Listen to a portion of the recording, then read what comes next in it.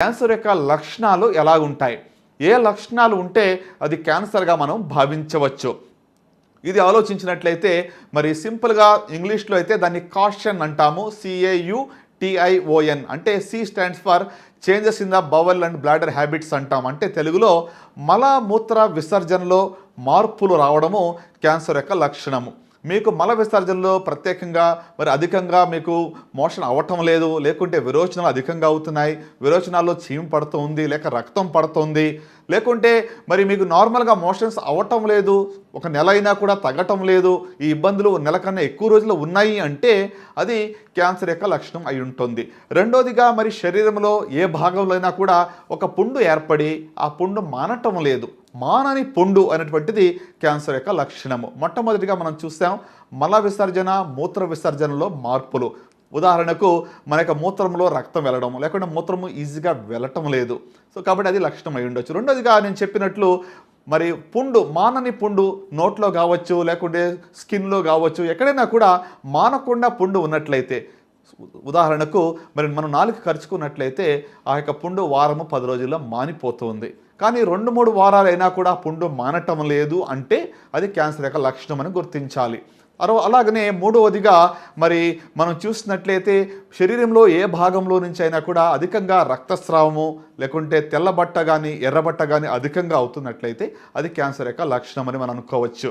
అలాగనే మరి మన యొక్క పుట్టుమచ్చలో ఇటీవల మార్పు వచ్చినట్లయితే, ఆ యొక్క మచ్చ పెరిగినట్లయితే, లేకుంటే అక్కడ ఏమైనా రక్తం కారినట్లయితే దాన్ని కూడా క్యాన్సర్ లక్షణంగా మనం భావించవచ్చు. తర్వాత మరి మనకు శరీరంలో క్రొత్తగా కణితులు ఏదైనా ఏర్పడ్డాయా అంటే రొమ్ములో కావచ్చు, మరి శరీరంలో ఏ భాగంలో అయినా కూడా క్రొత్తగా కణితులు ఏర్పడి పెరుగుతున్నట్లయితే నొప్పి లేకపోవచ్చు, అయినా కూడా ఇటీవల ఏర్పడిన కణితులు పెరుగుతూ ఉన్నట్లయితే మరి అది క్యాన్సర్ యొక్క లక్షణంగా మనం భావించవచ్చు. అలాగనే మానని దగ్గు, ఒక నెల అయింది దగ్గు తగ్గటం లేదు అంటే అది క్యాన్సర్ యొక్క లక్షణంగా మనం భావించవచ్చు. So change in bowel and bladder habits, a sore which does not heal, unusual bleeding or discharge, thickening or lump anywhere in the body, indigestion or difficulty in swallowing, obvious change in the birth mole or wart, and lastly nagging cough. So కాబట్టి ఈ లక్షణాలు గలవారు neglect చేయకుండా వెంటనే మీరు వైద్యుని సంప్రదించినట్లయితే ముందుగా కొన్ని పరీక్షలు చేసి జబ్బు ఉన్నదా లేదా అని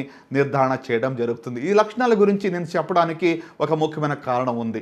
చాలామంది మన దేశంలో మరి 3వ స్టేజ్లోనూ 4వ స్టేజ్లోనూ వస్తూ ఉంటారు. ఎందుకంటే ఈ జబ్బు చాలా లేట్ స్టేజ్లో కనుగొనడానికి కారణం ఏమిటి అంటే ఈ యొక్క లక్షణాలని ఇగ్నోర్ చేసి మరి చాలా లేట్గా మా ఎదుకు వాళ్ళు వస్తూ ఉంటారు. సో కాబట్టి 80% మంది ముదిరిన స్టేజ్లో మన దగ్గరికి వస్తారు. క్యాన్సర్ రిజల్ట్స్ బాగా ఉండాలి అంటే ముందశలో జబ్బును కనుగొంటే పూర్తిగా నయం చేయడానికి వీలు పడుతుంది.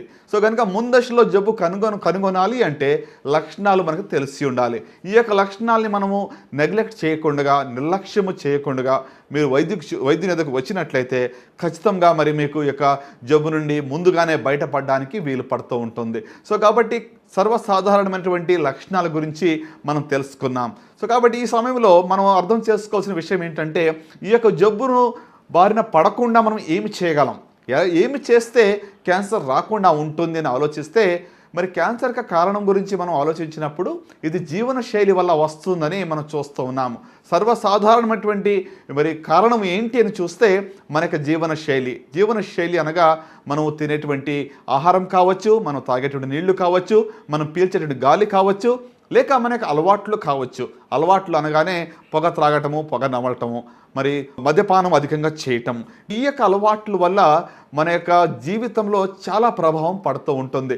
చాలామంది చెప్తూ ఉంటారు నేను పొగ త్రాగటం లేదు, ఇబ్బంది ఏమీ లేదు, మా ఫ్రెండ్స్ పొగ తాగుతున్నారు ఏంటి అని.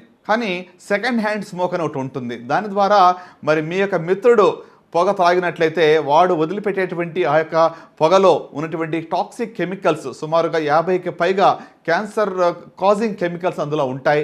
వాటి వల్ల మరి క్యాన్సర్ యొక్క రిస్క్ అనేటువంటిది పొగ త్రాగని వారికి కూడా ఉంటుంది. 25% లంగ్ క్యాన్సర్లు, ఊపిరితిత్తుల క్యాన్సర్లు మరి సెకండ్ హ్యాండ్ స్మోక్ వల్ల వస్తూ ఉంటున్నాయి.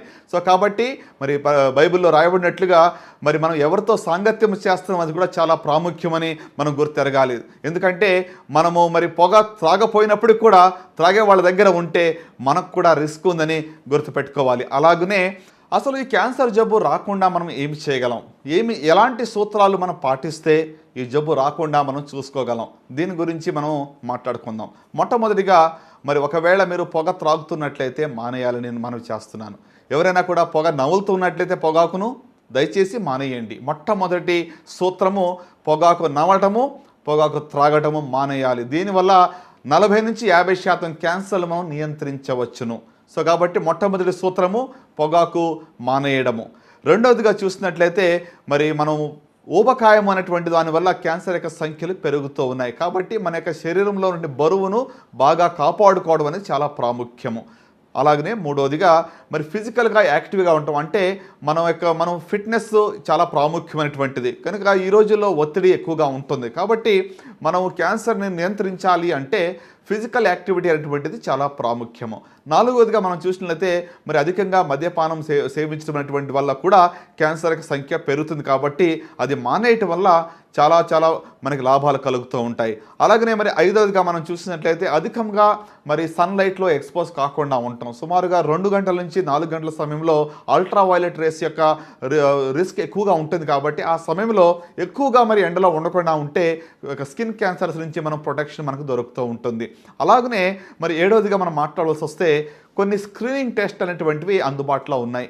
అలాంటివి మనం చేయించుకున్నట్లయితే జబ్బు మనలో లేకపోయినప్పుడు కూడా, ఆ లక్షణాలు మనలో లేకపోయినప్పుడు కూడా ముందుగానే ఈ యొక్క జబ్బును కనుగొనటానికి వీలు పడుతూ ఉంటుంది. సో స్క్రీనింగ్ టెస్ట్స్ అని అంటాం. కొన్ని కామన్ క్యాన్సర్స్, ప్రత్యేకంగా రొమ్ము క్యాన్సర్ కావచ్చు, సర్వైకల్ క్యాన్సర్ కావచ్చు, కొలన్ క్యాన్సర్ కావచ్చు, ప్రోస్టేట్ క్యాన్సర్ కావచ్చు, లేకుంటే ఓరల్ క్యాన్సర్ కావచ్చు, వీటికి సంబంధించి కొన్ని సులువైన ఎంతో తక్కువ ఖరీదుతో కూడిన కొన్ని పరీక్షలు మనకు అందుబాటులో ఉన్నాయి. అవి చేయించుకున్నట్టు ద్వారా ఈ యొక్క జబ్బును మనం ముందుగానే కనుగొనటానికి వీలు పడుతుంది. వాటినే స్క్రీనింగ్ టెస్ట్ ఫర్ క్యాన్సర్ అని చెప్తూ ఉంటాం.